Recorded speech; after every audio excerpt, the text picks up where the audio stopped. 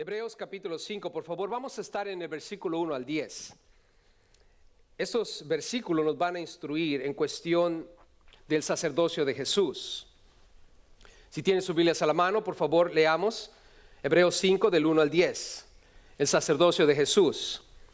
Porque todo sumo sacerdote tomado de entre los hombres es constituido a favor de los hombres en lo que a Dios se refiere, para que presente ofrendas y sacrificios por los pecados, para que se muestre paciente con los ignorantes y extraviados, puesto que él también está rodeado de debilidad.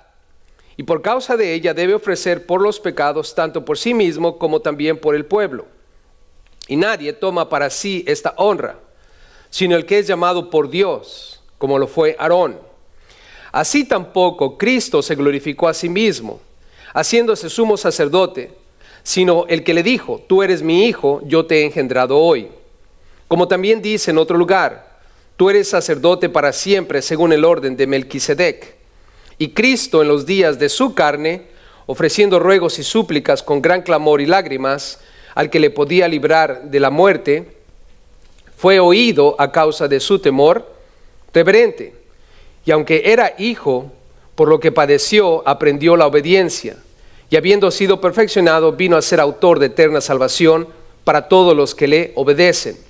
Y fue declarado por Dios sumo sacerdote según el orden de Melquisedec. El sacerdocio de Jesús, como podemos darnos cuenta aquí, familia, Jesús fue llamado por Dios, constituido sumo sacerdote. Vean conmigo a través de lo que ya hemos leído, en el capítulo 2, versículo 17.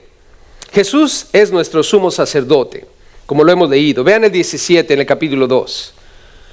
Por lo cual, dice ahí Hebreos, debía ser en todo semejante a sus hermanos para venir a ser misericordioso y fiel sumo sacerdote.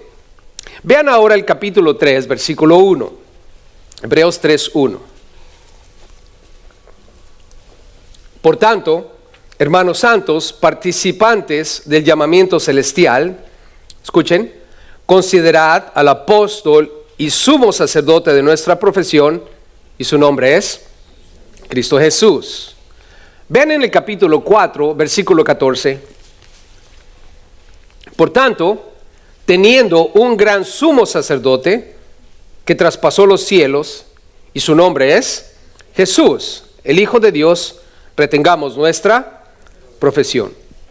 Es claro y es obvio que tenemos un sumo sacerdote. Su nombre es Jesús. ¿De qué sirve o por qué es que nosotros tenemos un sumo sacerdote? Es de mucha importancia, hermanos, y lo vamos a notar en lo que vamos a leer en este momento. Noten conmigo en los primeros 4 versículos que hemos leído que el sacerdocio de Jesús tiene similitudes o es similar al sacerdocio humano en ciertos aspectos, porque ustedes saben que aquí en la tierra hubo sacerdotes. ¿Constituidos por quién? Dios. Y venían de la línea o genealogía de Aarón. ¿Se acuerdan de Aarón, el hermano de Moisés? Quien lo acompañó durante sus aventuras en el desierto. Y Aarón fue constituido por Dios. Y los hijos de Aarón llegaron a ser los sacerdotes del pueblo de Israel. Y ellos hacían su trabajo en el templo. Entonces, veamos cómo es que el sacerdocio de Jesús es similar al sacerdocio humano. En primer lugar, en el versículo 1, nos damos cuenta que el sacerdocio de Jesús fue constituido. Mira lo que dice ahí: todo sumo sacerdote tomado o escogido de entre los hombres es constituido. ¿Ven esa palabra ahí? Es constituido, o sea, los hombres eran constituidos, eran escogidos para esa tarea en particular y eran puestos para esa obra. Tú y yo sabemos que Jesús fue enviado por el Padre. Jesús lo dijo muchas veces: así como el Padre me ha enviado. Y también le dijo a sus discípulos: así como el Padre me ha enviado, yo también os envío. Vean conmigo cómo es que en el versículo 1 dice que todo sumo sacerdote es tomado de entre los hombres. De entre los hombres. ¿Qué quiere decir eso? Que Jesús tenía que encarnarse, tenía que convertirse en un hombre. Ustedes saben que Jesús vino a esta tierra. Él no comenzó a existir cuando nació, Él ya existía. Porque Él es Dios, Él es eterno, no tiene principio ni tiene fin. Solamente que Él se encarnó. Por obra del Espíritu Santo, Jesús fue puesto en el vientre de María y habitó entre nosotros. Dios estuvo entre nosotros. Por eso la Biblia dice que es Emmanuel, Dios con nosotros. Entonces, la encarnación de Jesús tiene que ver en su sacerdocio porque los sacerdotes son tomados de entre los hombres. Pregunta, ¿Jesús fue hombre? Sí. Él fue, al igual que todo sacerdote, tomado de entre los hombres. Otra cosa más. Nota que dice aquí constituido a favor ¿de quién? De los hombres. Constituido a favor de los hombres. En otras palabras, el papel de Jesús es representarnos delante de Dios. ¿Qué mejor representante? ¿No creen ustedes? Si tuvieras que contratar un abogado, ¿no buscarías contratar al mejor abogado? ¿Cuántos de ustedes creen que tenemos el mejor abogado? Su nombre es Jesús. Él es el abogado de abogados. La Biblia dice, si pecado hemos, ¿qué tenemos en el cielo? Abogado. Y eso es un gloria a Dios, con una sonrisa en la boca.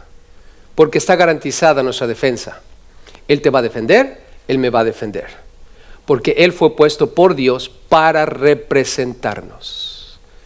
Y estamos en buenas manos, hermanos. Él es constituido a favor de los hombres. Algo interesante en cuestión de los sacerdotes. Los sacerdotes, hermanos, llevaban algo sobre sus hombros y también algo sobre su pecho. Y eran piedras grabadas. Había 12 tribus en el pueblo de Israel.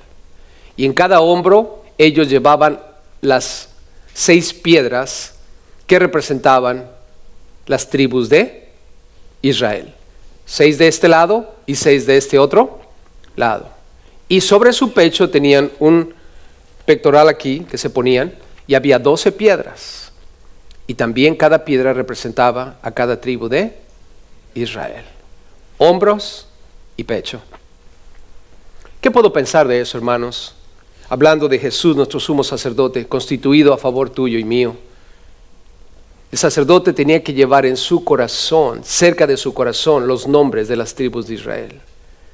Tenía que representarlos delante de Dios. Él iba cargando las cargas, las cuestiones delante de Dios, porque con los hombros es donde se apoya uno al otro. ¿Nunca han escuchado esa expresión? Échame un hombro. Lo mismo que nosotros cuando decimos échame una mano. Échame una mano, ¿no? Ciertas culturas dicen échame un hombro. Necesito tu hombro para apoyarme. Si algún día necesitas un hombro para llorar, qué mejor hombro que el hombro de nuestro Señor Cristo Jesús. Porque Él conoce tus cargas. Él conoce tus penas. Él conoce tus dolores físicos. Él conoce todo aspecto de tu vida porque Él te creó. Y Él te lleva sobre sus hombros. Y estoy súper seguro que te lleva en su corazón. Por eso es que cuando hablamos de Jesús, nuestro sumo sacerdote, puedes pensar en esto mientras estás orando. Porque recuerda, Jesús dijo, todo lo que pidieres al Padre en mi nombre, yo os lo daré. Porque Él te lleva en su corazón. ¿Sabes que Él está pensando en ti en este momento? ¿Cuántos lo creen? Quizás nadie está pensando en ti en este momento. Es más probable que estén pensando qué van a comer después de que termine todo esto. O cómo es que van a celebrar cualquier cosa que vayan a celebrar. Pero sabes que hay alguien que está pensando por ti y para ti y en ti. Su nombre es Jesús. Y es de suma importancia, hermano, porque puedes estar seguro de que hay alguien obrando a tu favor. Ahora, nota que dice aquí, a favor de los hombres, en lo que a Dios se refiere. ¿En lo que a Dios qué? Se refiere. O sea, todo lo que el Señor Jesús está haciendo por ti es en lo que a Dios se refiere. Cada cosa que tú y yo pedimos está garantizada si es algo que tiene que ver con Dios o que es la voluntad de Dios. Por eso nosotros cuando oramos libremente, podemos pedir lo que queramos. ¿Verdad que podemos pedir lo que queramos? Obvio, dentro de lo que es lógico. Porque yo puedo estar orando todos los días, ir a la luna. ¿Ustedes piensan que yo voy a ir a la luna? Lo más probable es que en algunas ocasiones voy a estar en la luna. Pero es ilógico de mi parte, en mi persona, orar todos los días, intensamente, con ayuno, para ir a la luna. No va a ocurrir a estas alturas de mi vida. Es algo ilógico. No voy a pedir por algo así, sería insensato de mi parte. Pero puedo pedir todo aquello que es lógico, es real, y que aún en algunas ocasiones puede parecer imposible, siempre y cuando sea dentro de la lógica, porque es posible que Dios me lo pueda dar o me lo quiera dar. ¿Acaso no, familia? Pero de algo puedo estar seguro, que todas las cosas que Dios no me va a dar es porque Jesús observó que estas cosas no tenían que ver con Dios. Dios me va a dar todas aquellas cosas que tienen que ver con Él, y nuestro sacerdote Jesús va a interceder por mí porque tienen que ver con Dios. Y créemelo, Jesús va a pedir estas cosas por ti o por mí porque tienen que ver con Dios. Así es que podemos estar seguros de que cualquier cosa que pidamos al Padre, si es de Él, Jesús nos lo va a dar. Va a ocurrir, hermanos. Oremos, oremos y oremos. Y por último, en el versículo 1 dice, para presentar ofrendas y sacrificios por los pecados. Saben que todos los sumos sacerdotes y los sacerdotes tenían que ofrecer sacrificios por los pecados. Pero los sacerdotes de la tierra tenían que presentar sacrificios por ellos mismos y por los demás, porque todos ellos eran pecadores también. ¿Estamos de acuerdo? Aarón, por ejemplo, ¿verdad que él fue pecador también como nosotros? Y lo vemos en algunas situaciones medias obscuras. Su hermano allá arriba en la montaña, hablando con Dios en el monte Sinaí, y él acá abajo, dándole luz verde a todos los demás para que se pongan a adorar un becerro de oro. ¿Se acuerdan de esa escena? Y podemos hablar de otras escenas en donde vemos a Aaroncito con unas cuestiones medio cuestionables. Y sin embargo, él era sacerdote. ¿Y qué es lo que él hacía? Ofrecía sacrificio por sí mismo y por los demás. Primero por él y después por los demás. Jesús es similar en el hecho, como dice aquí, de que ofreció ofrenda y sacrificio por los pecados. Pero la única diferencia en cuestión de nuestro Señor es que Él no ofreció ofrenda por sí mismo. Porque Jesús fue tentado en todo, pero sin pecar. Él nunca pecó. Por lo tanto, Él ofreció ofrenda. Pero ahora, lo interesante de la ofrenda de Jesús, hermanos, es que Él mismo fue la ofrenda. ¿Se acuerdan que Juan el Bautista dijo, he aquí el Cordero de Dios que quita el pecado del mundo? Y estaba hablando de Jesús. Él es el Cordero de Dios que quita el pecado del mundo. Más adelante en Hebreos 9, unos capítulos más adelante, en el versículo 14 vamos a leer que Jesús se ofreció a sí mismo. Eso está en Hebreos 9:14. O sea, Jesús ofreció ofrenda y sacrificio por nuestros pecados, pero esa ofrenda y sacrificio fue Él mismo. ¿Y qué mejor cordero, hermanos, para quitar nuestros pecados? Pregunta, ¿nuestros pecados no existen más en nosotros? ¿Han sido borrados ya, hermanos?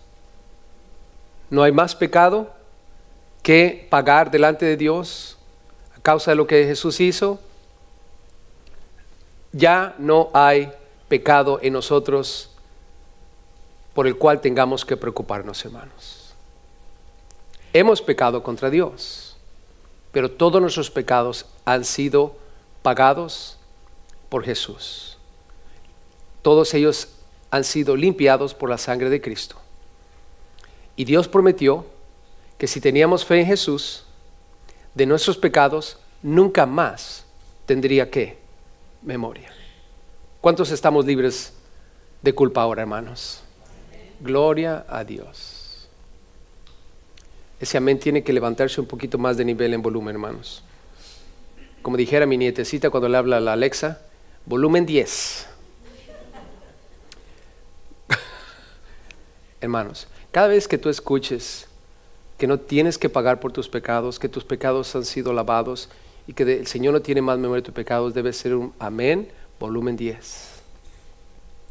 Porque, hermano, eso significa que no vamos a ir al infierno, que vamos a estar con Dios por toda la eternidad. Yo no sé qué hay en el cielo, pero sí te puedo decir lo que no hay.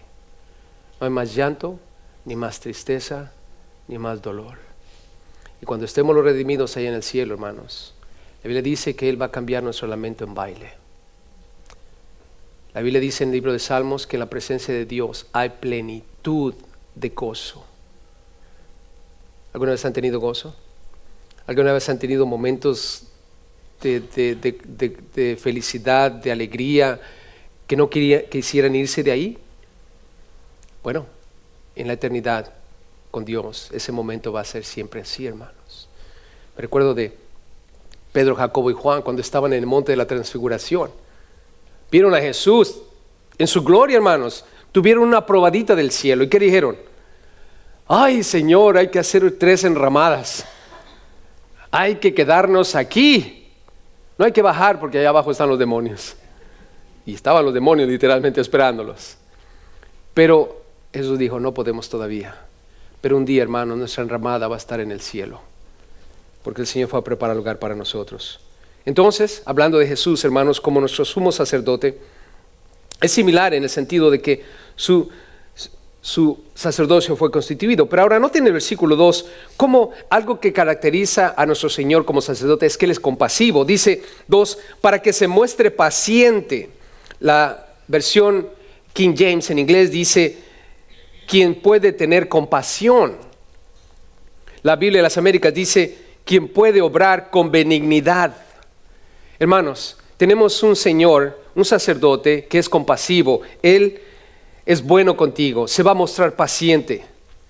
Él va a hacer todo lo bueno que tú pudieras pensar contigo y conmigo, porque Él es un Dios que tiene compasión.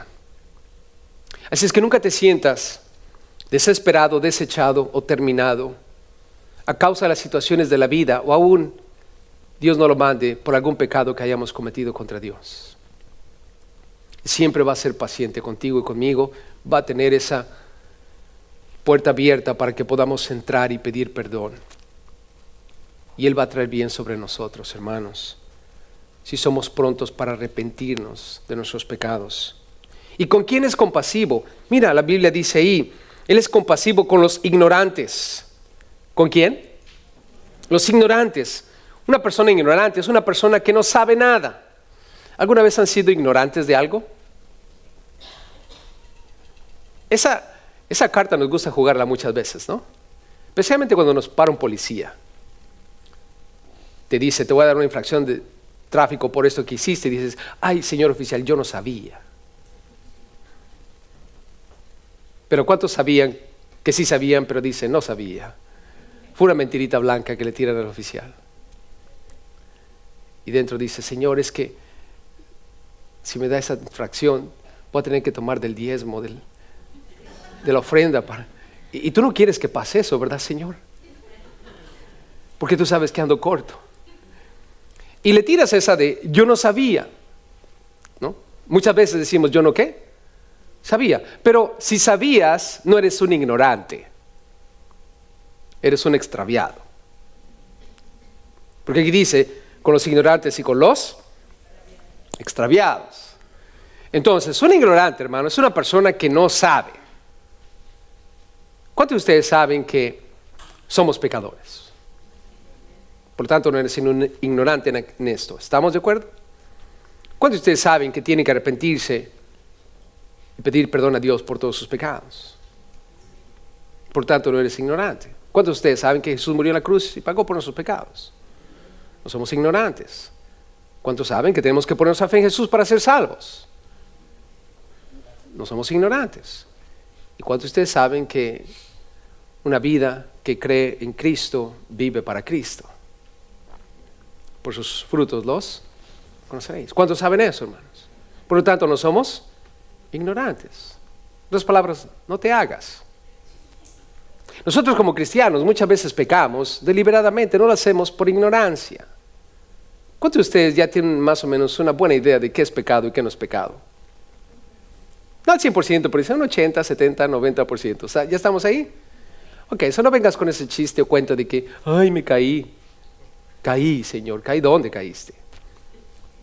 Siempre les digo a los que me dicen que cayeron. O cuando yo digo, ay, caí, Señor. Caí, pues que hay agujeros en el piso. Cáscaras de plátano esperándote por todos lados.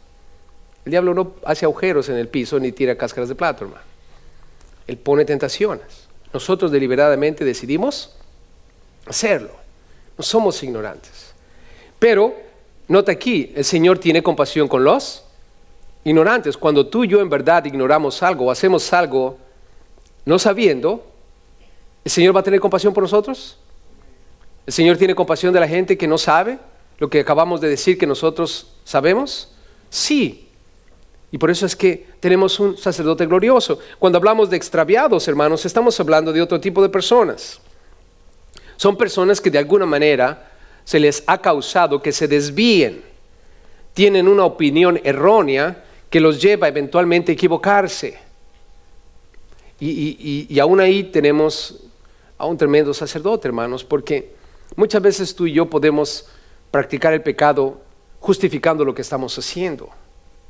Como lo que les dije hace ratito, le ponemos color a las mentiras, ¿no? Blanquita, moradita, y algunos es una mentira roja. O como los chistes también, ¿no? ¿Alguna vez han oído un chiste rojo?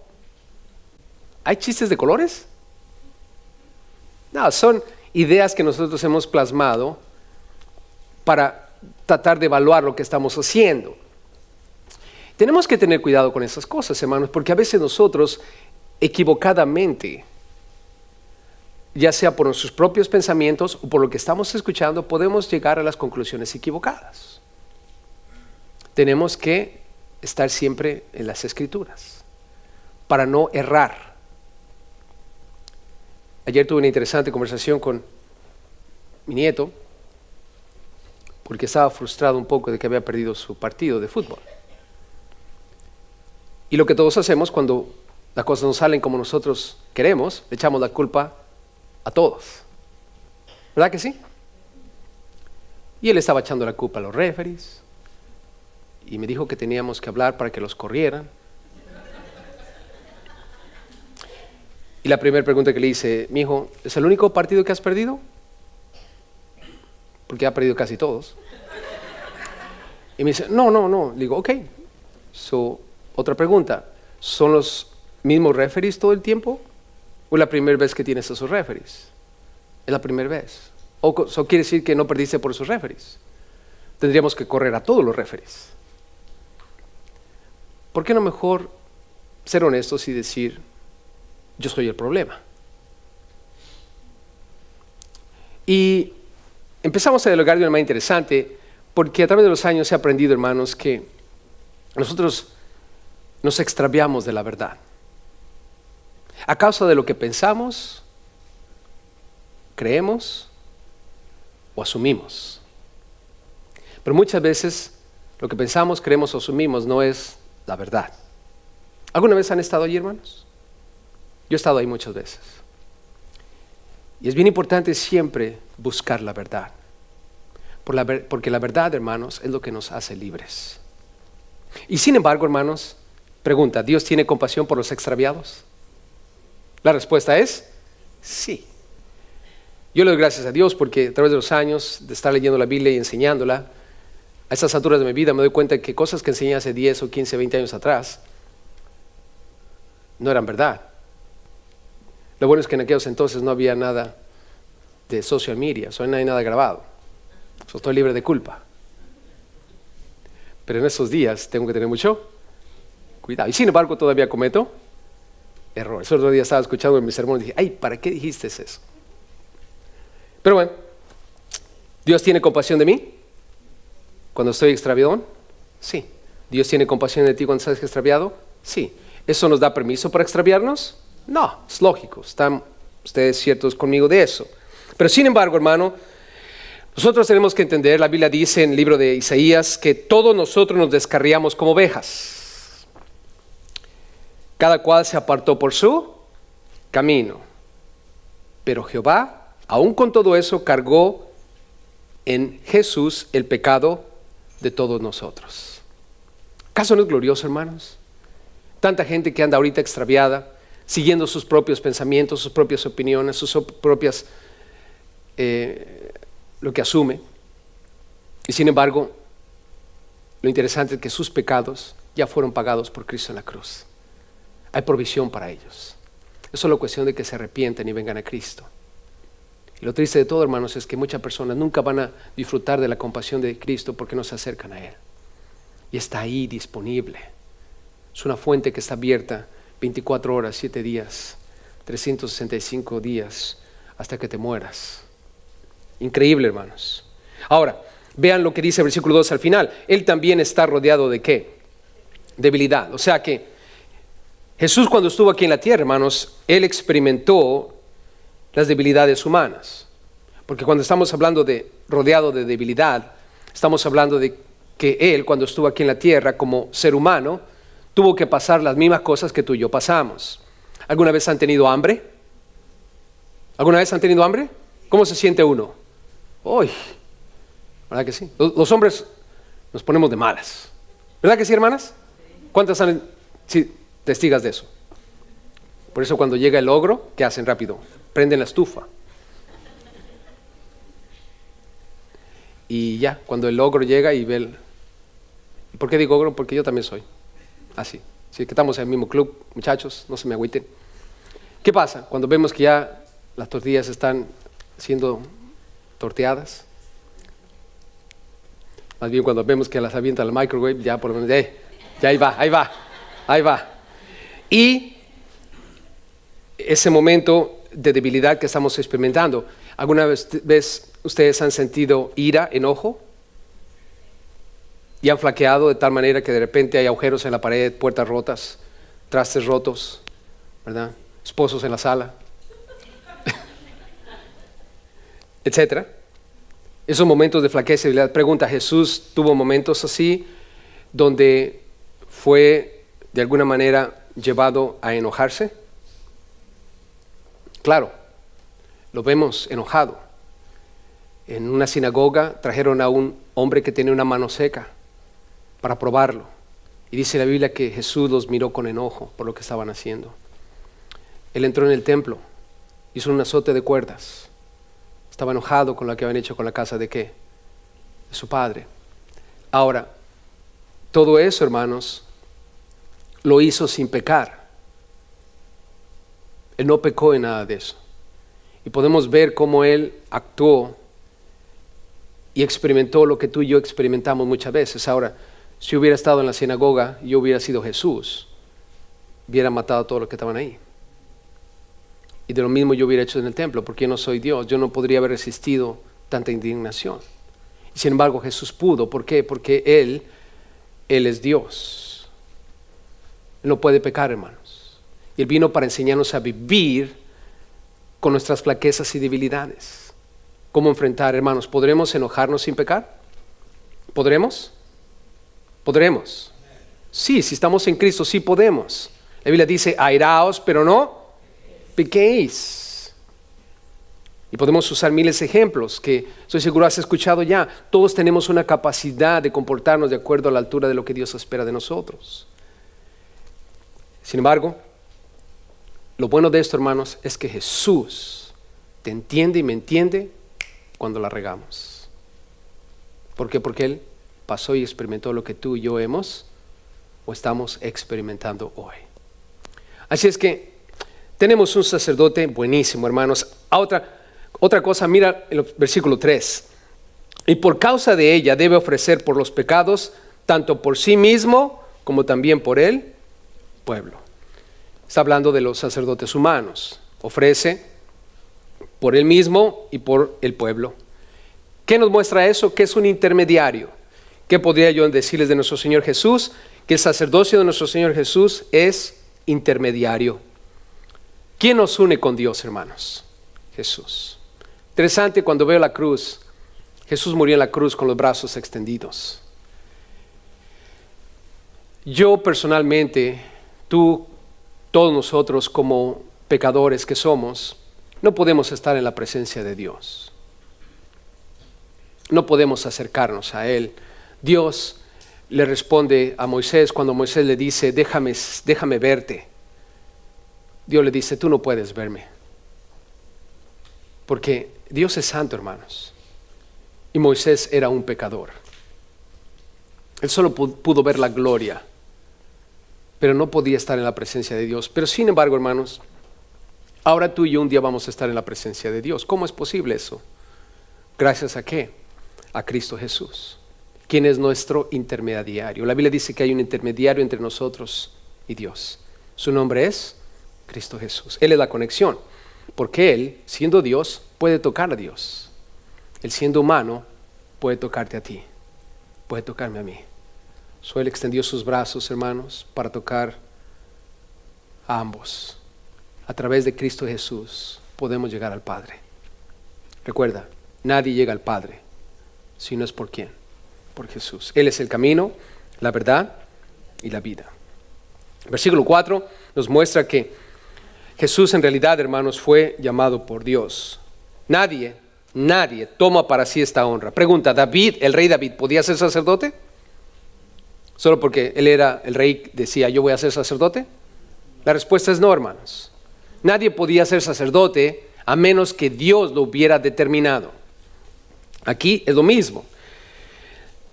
El que es llamado por Dios es sacerdote como lo fue Aarón. Lo cual nos lleva a entender, hermanos, que si Jesús es nuestro sumo sacerdote, lo más seguro es que Dios lo llamó. ¿Estamos juntos? Aarón fue llamado por Dios y la Biblia aquí nos dice que Jesús es nuestro sumo sacerdote, por lo tanto, Dios lo llamó. Ahora veamos cómo es que esto funciona cuando hablamos de llamar, llamado por Dios.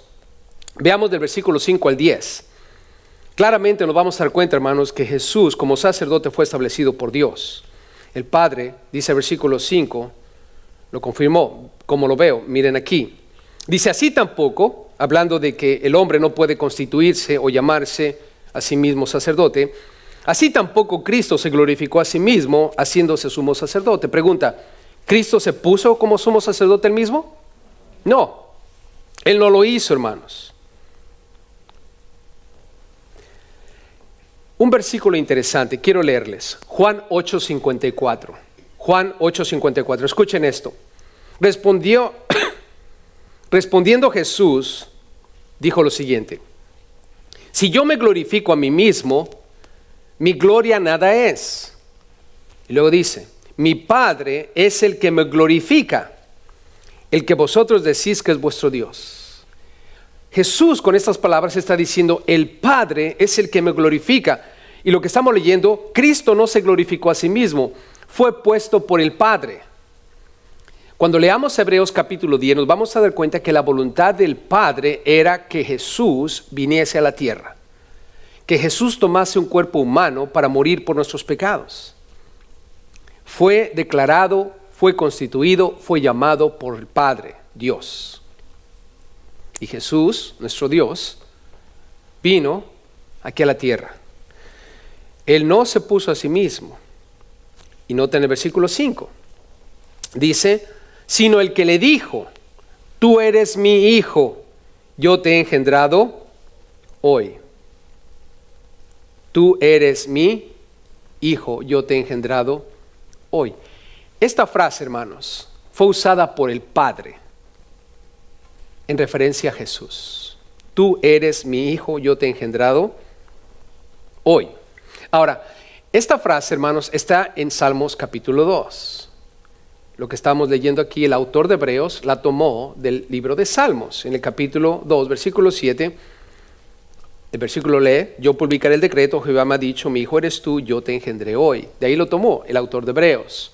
Pero ahora, vayan conmigo por favor a Mateo. Quiero mostrarles cómo Dios la usó para Jesús. Mateo 3:16, por favor. Vayan conmigo para que veamos cómo el Padre, hablando del sacerdocio de Jesús, lo estableció. Y fue a través de esta frase: mi hijo eres tú. Salmo 2:7 lo dijo, lo profetizó. Pero ahora vean aquí en Mateo 3 cómo es que es proyectado ahora ya estando Jesús aquí en la tierra. Versículos 16 y 17 dice: y Jesús, después que fue bautizado, ¿se acuerdan cuando fue bautizado por Juan el Bautista? Dice ahí, subió luego del agua. Y aquí los cielos le fueron abiertos. Y vio, pregunta, ¿quién vio al Espíritu de Dios? ¿Quién salió del agua? Jesús. Jesús es bautizado y cuando sale del agua ve los cielos abiertos y vio al Espíritu de ¿quién? Que descendía como paloma y venía sobre él. No vino sobre Juan, no vino sobre los apóstoles. El Espíritu Santo vino sobre ellos en el libro de Hechos capítulo 2 en la fiesta del Pentecostés. Jesús sube del agua, ve los cielos abiertos y el Espíritu Santo desciende sobre él. Y, versículo 17 dice, hubo una voz de los cielos que decía, ¿cuál fue la frase?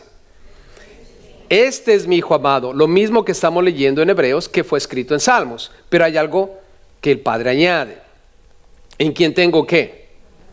Complacencia.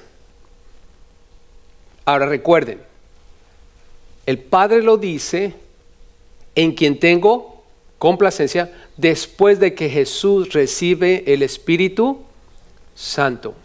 Recordemos lo siguiente en cuestión del Espíritu Santo. Jesús viene caminando con sus discípulos después de resucitar. Muere, resucita y ya viene caminando en el libro de Hechos, capítulo 1 y 2. Y él en un momento más va a elevarse. Jesús le dice a sus discípulos, Hechos 1:8, y recibiréis poder cuando haya venido sobre vosotros el Espíritu Santo. O sea que el Espíritu Santo iba a venir sobre ellos como vino sobre él. Y en el libro de Primera de Juan, la Biblia nos dice que el Espíritu Santo es la unción del Padre. Todos nosotros hemos sido ungidos por el Padre también. ¿Cómo sé eso? Porque yo tengo al Espíritu Santo, porque tú tienes al Espíritu Santo. ¿Cuántos tienen al Espíritu Santo? Ya estás ungido. Así es que ya no te puedo ungir más. Si un día vienes y dices, pastor, ¿me puede ungir? Yo no puedo ungirte, el único que puede ungirte es ¿quién? Dios, dándote el Espíritu Santo. Si tú tienes el Espíritu Santo, ya estás ungido. Si quieres que te eche un poquito de aceite extra en la cabeza, pues te lo puedo echar. Pero eso no va a hacer absolutamente nada a la unción que tú ya tienes. ¿Estás conmigo? Yo puedo orar por ti para que la realidad de que el Espíritu Santo está en ti y se manifieste en todo su potencial, yo puedo orar por ti. Pero mi oración no va a añadir o quitar a la unción que tú ya tienes, porque el Espíritu Santo está en ti. Ahora, ¿qué nos enseña esto, hermanos? Que el Padre le dijo a Jesús, tú eres mi Hijo amado en quien tengo complacencia, después de que está recibiendo el Espíritu Santo. Entonces, esto nos dice lo que Jesús mismo enseñó en Lucas capítulo 4, cuando está en la sinagoga y abre el libro de Isaías y dice, por cuanto el Espíritu de Dios está sobre mí y me ha enviado y empieza a declarar todo lo que él iba a hacer. Y es una serie de milagros aquí en la tierra, para que todos pudiéramos corroborar que él es el ungido de Dios. Por lo tanto, hermanos, tú y yo tenemos al Mesías correcto porque él es el ungido de Dios. Es el Hijo en quien Dios tiene complacencia. Y en el libro de Hechos, capítulo 10, leemos cómo Dios ungió con el Espíritu Santo y con poder a Jesús de Nazaret. Hechos 10:38. Pero ahora, vayan conmigo allá a Mateo, vean el versículo 17. Capítulo 17, versículo 5. Mateo 17, versículo 5. Una vez más, el Padre va a decir, este es mi Hijo amado, pero ahora va a decir algo diferente. Y esta escena que vamos a leer tiene que ver con el monte de la transfiguración. ¿Se acuerdan cuando Pedro, Jacobo y Juan van con él? Jesús se transfigura y ven a Moisés y Elías con él, hagamos 3 enramadas, etc. Bueno, miren lo que pasó allí. Versículo 5 en el capítulo 17 de Mateo. Mientras él aún hablaba, una nube de luz los cubrió. Y aquí una voz desde la nube que decía, este es mi Hijo amado. Y una vez más, la frase, en quien tengo complacencia, nos recuerda esa frase que Jesús es el ungido de Dios. Porque fue ungido con el Espíritu, con poder para hacer los milagros que él hizo, que nadie podía hacer. Pero añade otra frase. ¿Cuál es la frase que añade aquí ahora la voz? ¿Cuál es la frase? A él oíd. Añade una frase más. A él oíd. ¿Qué quiere decir eso? Jesús, en el capítulo 28 de Mateo, más adelante, les dice a sus discípulos, toda potestad me es dada en el cielo y en la tierra. El Padre le dio autoridad a Jesús.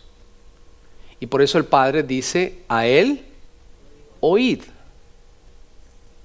A él oíd. Porque él tiene autoridad, él tiene poder.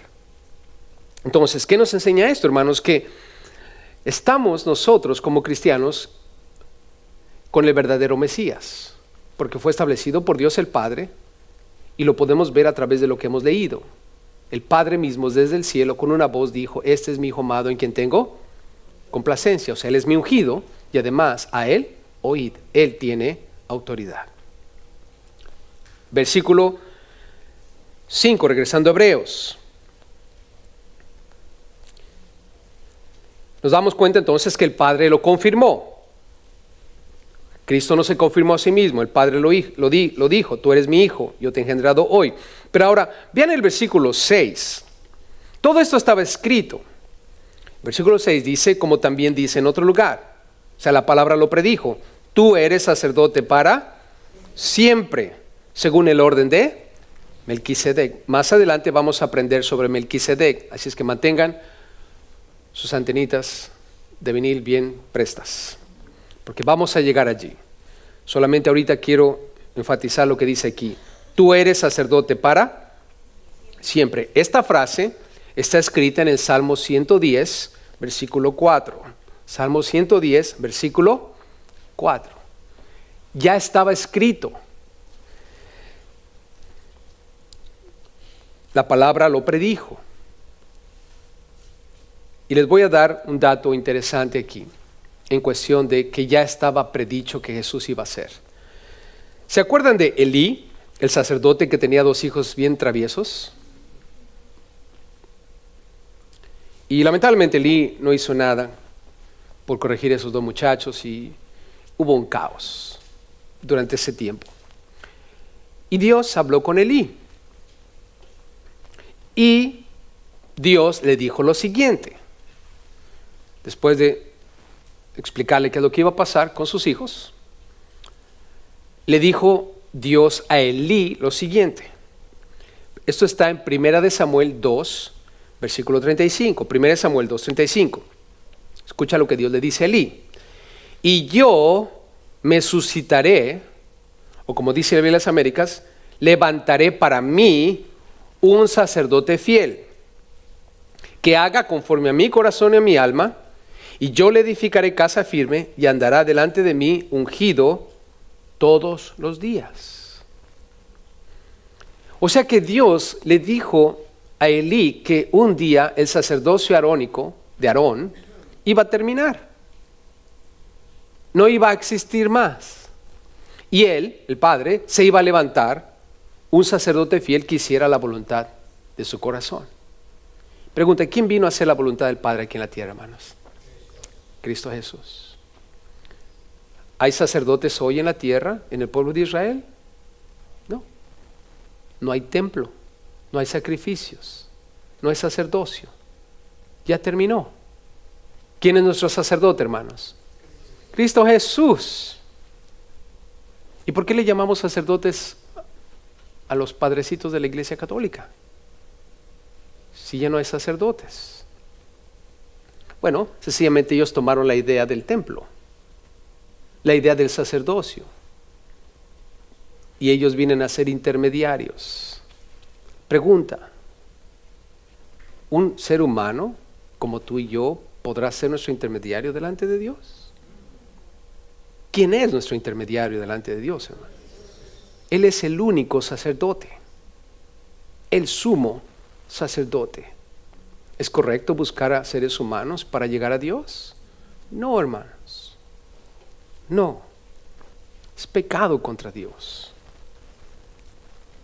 Este es mi Hijo amado, en quien tengo complacencia. A Él oíd. Él es el único ungido por Dios para ese papel y el único que tiene autoridad en ese sentido. ¿Estamos juntos, familia? Así es que vean aquí entonces cómo está predicho que Jesús iba a ser sacerdote para siempre. Ahora, en el versículo 7, vemos cómo, y vamos a leer del 7 al 9, cómo Jesús hizo algo glorioso, hermanos, que nos va a llevar a entender por un momento lo que Él pasó en el huerto del Getsemaní. Y Cristo, dice el versículo 7, vamos a hablar aquí de algo que debemos aprender, y es la sumisión de Jesús, lo cual llevó a que su obra fuera perfecta. Se sometió al Padre. Cristo, en los días de su carne, cuando estuvo entre nosotros, ofreciendo ruegos y súplicas con gran clamor y lágrimas, ¿a quién? Al que le podía librar de la muerte. ¿Quién es el único que puede librarnos de la muerte? El Padre que está en los cielos. Jesús está orando al Padre. Fue oído a causa de su temor reverente. Pregunta: ¿Jesús recibió respuesta de su oración? Ahí dice, fue oído a causa de su temor reverente. Y la respuesta es sí. Jesús estaba orando allí en el huerto y Dios le respondió. Y ahorita vamos a ver cómo. En los días de su carne, Él estaba ofreciendo ruegos y súplicas. Y es la función de un sacerdote, hermanos. Ruegos y súplicas. ¿Se acuerdan cuando Jesús está discutiendo el asunto acerca de si era bueno o tenían que pagar impuestos? Esa pregunta todos la tenemos, ¿no? ¿Alguno de ustedes la tiene? Ay. ¿Será bueno que pague por eso también? Jesús dice, traigan una moneda. Y le llevaron una ¿qué? Moneda. O sea, le llevaron una moneda. Es la misma palabra que se usó aquí. Ofreció ruegos y súplicas. Cuando Jesús dice, ¿dónde está una moneda? Le ofrecieron una moneda. ¿Y qué hizo? Agarró la moneda. Entonces, cuando dice aquí que Jesús ofreció ruegos y súplicas, quiere decir que Jesús trajo esos ruegos y súplicas al Padre. ¿Y qué hizo el Padre? Las toma. Por eso tenemos que orar en el nombre de Jesús. Él es el que lleva y trae directamente a nuestro Padre que está en los cielos. Por lo tanto, conéctate. La Biblia dice, separado de mí nada podéis hacer. Está hablando Jesús. Tienes que conectarte conmigo porque yo soy el que lleva y trae. Entonces, Él levanta ruegos y súplicas y lo hizo con gran clamor y lágrimas. Hermanos, ¿Jesús estaba quebrantado en ese momento? Sí, la Biblia dice, cuando Él estaba allí, Jesús dijo, mi alma está muy triste hasta la muerte. Está muy triste hasta la muerte. Y le dijo a sus compañeros de batalla, quédense aquí, velen y oren. ¿Cómo los halló Jesús después? Bien dormiditos, ¿verdad que sí? Como tú y yo durante las vigilias. Ay, hoy es la vigilia. Y sí me paro, ¿no? Y el Espíritu dice, levántate tú que duermes, por eso no avanzas. ¿Y qué te dice la carne?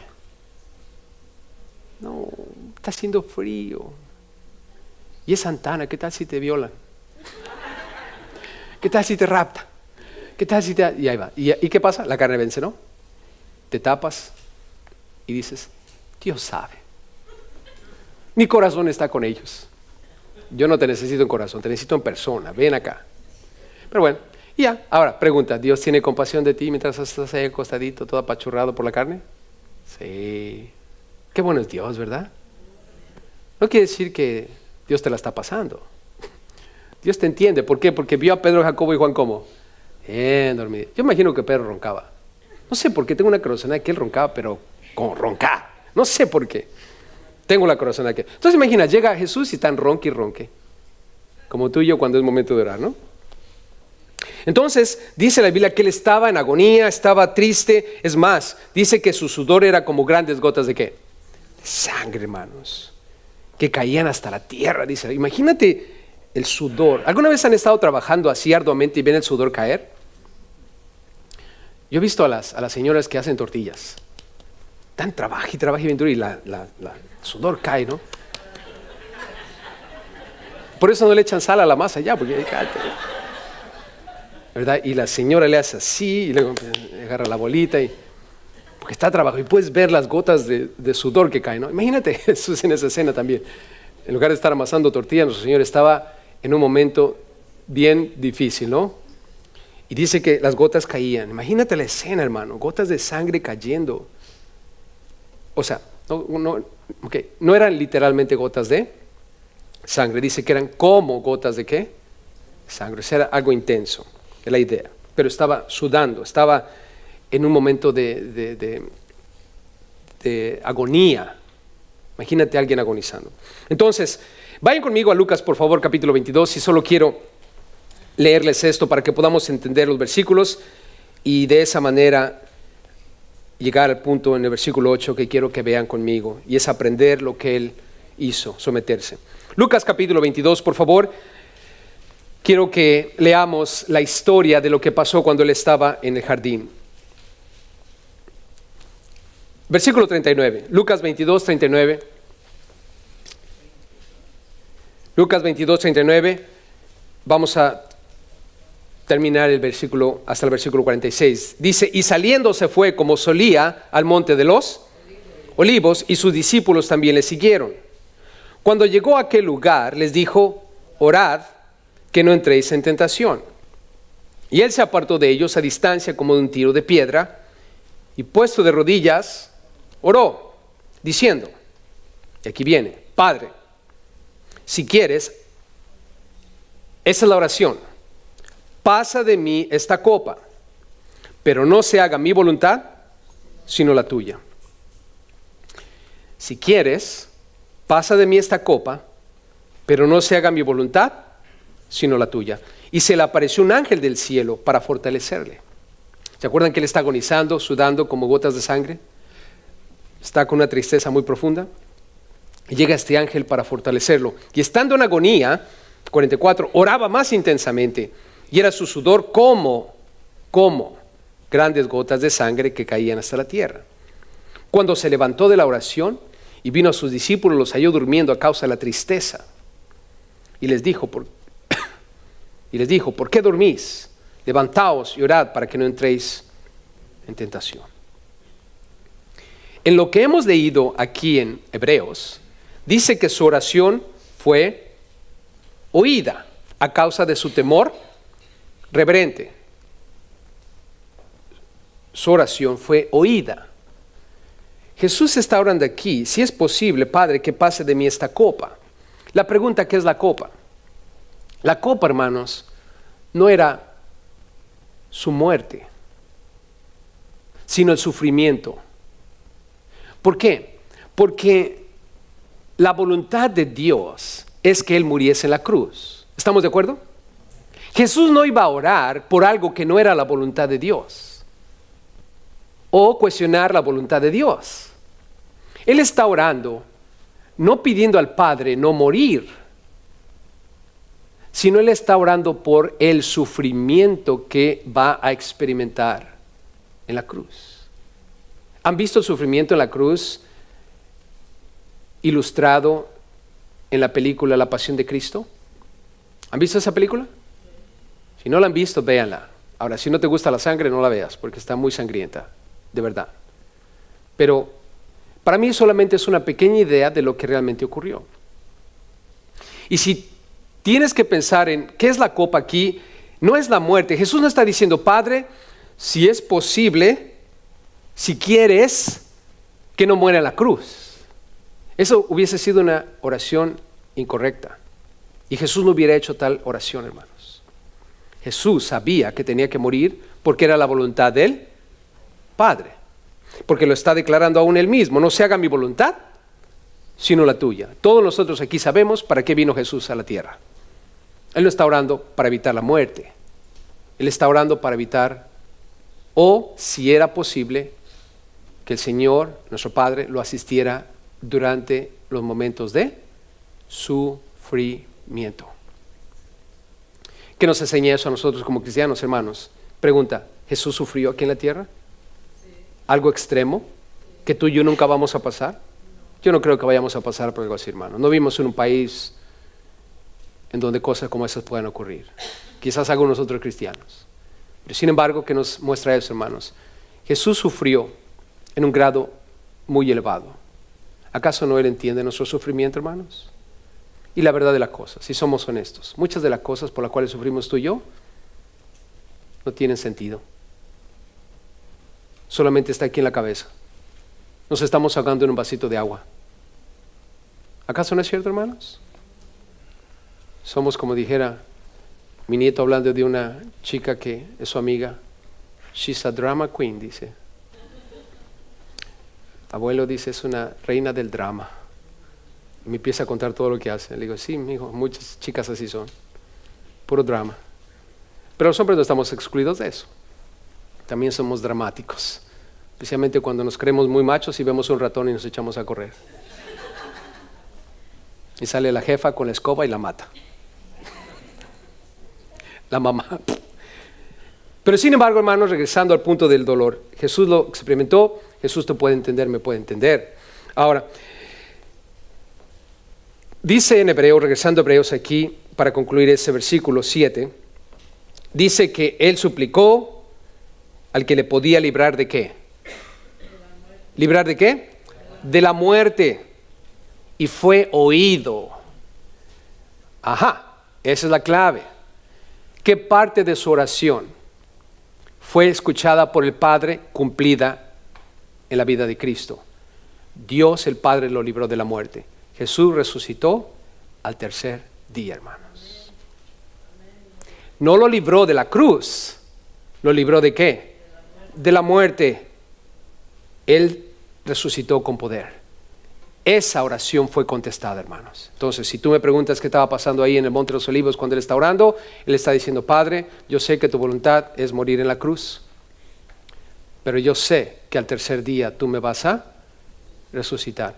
Y el Padre oyó esa oración y la cumplió porque Jesús tenía un temor reverente. Se sometió a la voluntad del Padre. Cuando dijo Jesús, si es posible que pase de mí esta copa, está hablando acerca de todo el sufrimiento físico que iba a experimentar. Pero no la muerte, hermanos. Jesús no tenía miedo a morir en la cruz. Él sabía lo que venía. Entonces, vean conmigo ahora en el versículo 8. Y aunque era hijo, por lo que padeció, aprendió la obediencia. Entonces, la oración de Jesús, hermanos, nos muestra que Jesús se sometió al Padre en obediencia. No se haga mi voluntad, sino la tuya. ¿Qué nos enseña esto a ti y a mí? Hermano, tú y yo tenemos un sacerdote que está intermediando.